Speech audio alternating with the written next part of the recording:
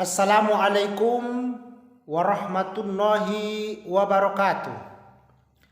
Alhamdulillahi rabbil alamin. Nahmaduhu wa nasta'inuhu wa nastaghfiruh wa na'udzu billahi min sururi anfusina wa min sayyiati a'malina. May yahdihillahu fala mudhillalah wa may yudlilhu fala hadiyalah. Asyhadu an la ilaha illallah wahdahu la syarikalah wa asyhadu anna sayyidana Muhammadan abduhu wa rasuluh arsalahu bil huda wa dinil haq liyuzhirahu ala dini kulli walau karihal musyrikun. Kaum muslimin, shaimin, shaimat, sore hari ini kita membicarakan tentang kemuliaan orang-orang yang berimpak di jalan Allah.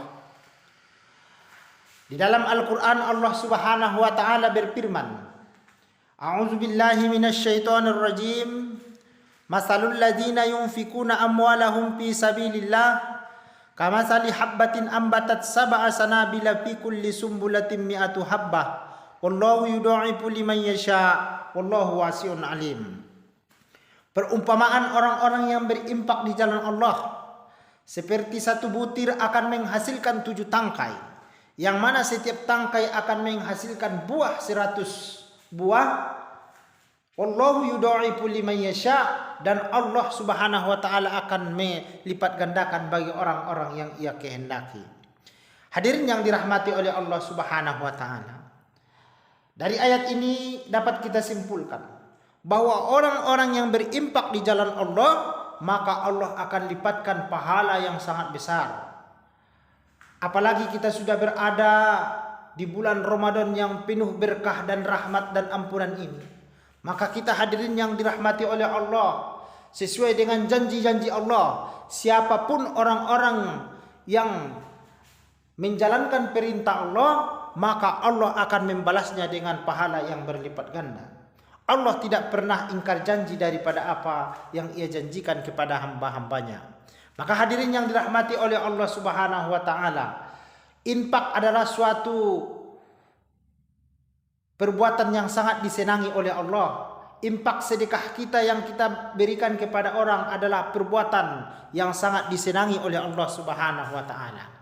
Pernah satu ketika Nabi Musa alaihi salam ditanya oleh Allah, "Wahai Musa, engkau tahukah amalan mana yang paling aku sukai dari seluruh amalan?" Maka Nabi Musa menjawab, "Mungkin salatku ya Allah." Maka Allah katakan, "Salat adalah merupakan suatu kewajiban yang aku wajibkan kepada engkau. Ketika engkau salat, melaksanakan salat, maka engkau akan mendapatkan yaitu kebahagiaan. Kebahagiaan di dalam hati dan juga kebahagiaan zahir dan batin. Maka orang yang melaksanakan salat adalah dia akan mendapatkan ketenangan pribadinya sendiri. Maka orang yang melaksanakan salat akan mendapatkan pertolongan Allah sesuai dengan yang Allah katakan di dalam Al-Quran surah Al-Baqarah. Kata Allah, "Wasta'inu bis-sabri was-shalah." Carilah pertolongan Allah dengan sabar dan salat. Jadi salat itu adalah memberikan pertolongan kepada diri kita sendiri. Maka yang ditanya oleh Nabi Musa, Musa bertanya kembali kepada Allah, "Ya Allah, mungkin amalanku yang paling engkau sukai adalah puasaku." Maka Allah katakan, puasa adalah suatu perintahku yang aku wajibkan bagi dirimu sendiri.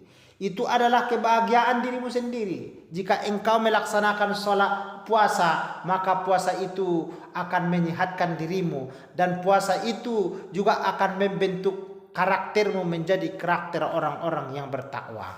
Sesuai dikatakan oleh Allah dalam Al-Quran, la'allakum tattaqun, semoga engkau menjadi orang yang bertakwa. Jadi puasa adalah suatu amalan yang membentuk kepribadian kita sendiri, bagaimana kita menjadi orang yang bertakwa.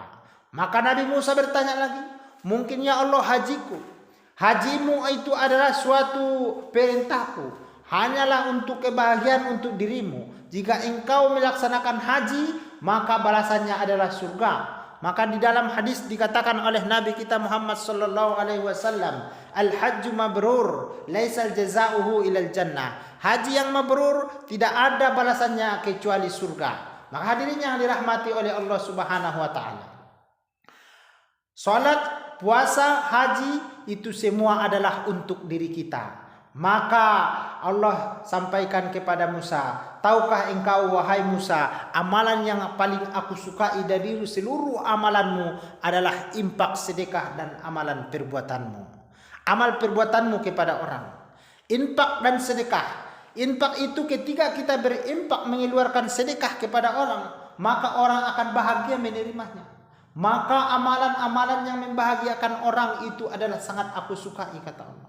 Maka hadirin yang dirahmati oleh Allah Subhanahu wa taala, ketika kita berinfak, bersedekah kita, maka orang akan menerima kebahagiaan, kesenangan, maka itulah amalan yang paling aku suka, kata Allah. Maka ada namanya infak yang wajib, ada juga infak yang sunnah. Infak yang wajib itu adalah kita ketika bernazar, yaitu mendekatkan diri kepada Allah. Sesuatu hajat yang kita maksud, jika terkabul hajat kita itu, kita akan berinfak. Itu nazar, itu namanya wajib.